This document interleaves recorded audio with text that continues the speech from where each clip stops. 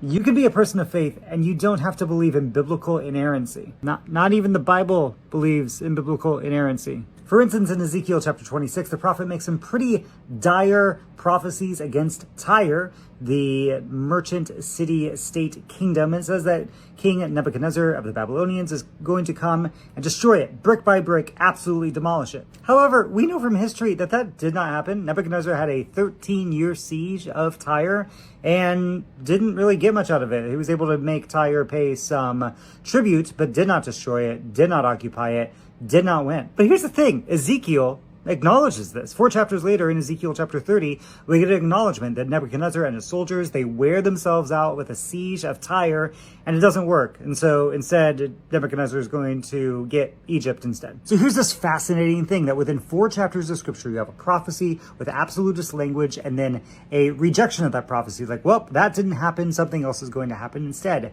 And the editors of scripture, the people who put together Ezekiel, maybe even Ezekiel himself, are not embarrassed by this. They don't have a problem with this. They put it in their scriptures. Now, the inerrancy camp, which was invented in the 1800s as a way to defend slavery, try to flatten out all the interesting parts of scripture so that there are no contradictions, that everything is seamless and harmonized, and that there is only one voice speaking in scripture. But that makes the Bible much less interesting and much less useful, because we live in a society in where you have lots of folks all with disagreement, all disagreeing about what is God saying and what do we do about it. And it is much more helpful to have this ancient library of documents, which also has disagreement, which also is uncertain, which also makes 2 steps forward and 1 step back. That's much more helpful to spiritual religious readers today than some made up document that doesn't actually exist, where everything is just easy peasy and makes sense. If you're going to be a reader of scripture, you're much better off accepting it as it is,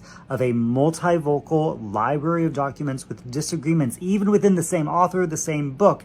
And that provides us modern readers a path forward in how to deal with theological disagreements, or when we just plain get it wrong.